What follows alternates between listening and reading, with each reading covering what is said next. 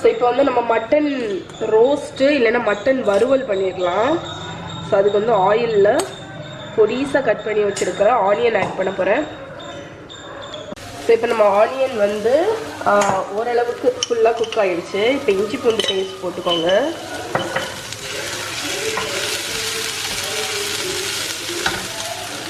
அதுக்கப்புறம் தக்காளி.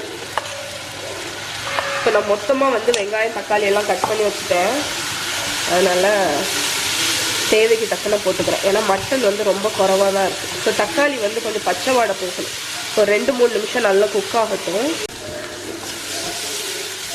ஸோ இப்போ நம்மளோட மசாலா ரெடி ஆயிடுச்சு. இப்போ பொடி ஐட்டம்லாம் போட்டுடலாம். ஸோ கொஞ்சம் மல்லித்தூள், காஷ்மீரி சில்லி, அதுக்கப்புறம் கரம் மசாலா பவுடர். ஸோ ரொம்ப சிம்பிளான ஒரு சிக்கன் ரோஸ்ட், சிக்கன் இல்லையா மட்டன். ஸோ ஸ்பைஸ் பவுடர்ஸ் போட்டுட்டு அதையும் மிக்ஸ் பண்ணிடுங்க. ஸோ இங்கே மசாலா பாருங்கள் ரெடி ஆயிடுச்சு. இப்போ இதில் வந்து நான் வேக வச்ச அந்த மட்டன் இருக்குல்ல, அந்த மட்டனை வந்து ஆட் பண்ணியிருக்கிறேன்.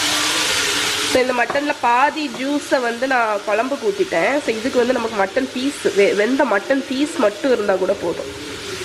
ஸோ இதை வந்து இந்த மசாலாலாம் நல்லா பிரட்டிட்டு டேஸ்ட் பார்த்துக்கோங்க. ஸோ உப்பு இல்லை, நல்லா உப்பு போட்டுக்கோங்க. ஓகே, இப்போ நல்லா மிக்ஸ் பண்ணிடலாம்.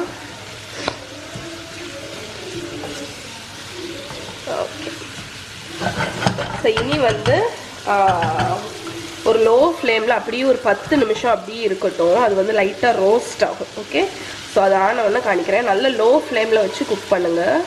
ஓகே, ஸோ நம்மளோட சூப்பரான மட்டன் ரோஸ்ட் ரெடி ஆகிடுச்சு. ஸோ இப்போ வந்து கொத்தமல்லி கீரை இருந்தால் கொத்தமல்லி கீரை போட்டு இறக்கிடுங்க. ஸோ நம்ம வந்து அது அப்படியே அந்த அடுப்பில் இருந்ததுனால அந்த மசாலா எல்லாம் அந்த மட்டனில் நல்லா கோட்டாக்கி சூப்பராக குக் ஆகிருக்கு. ஓகே.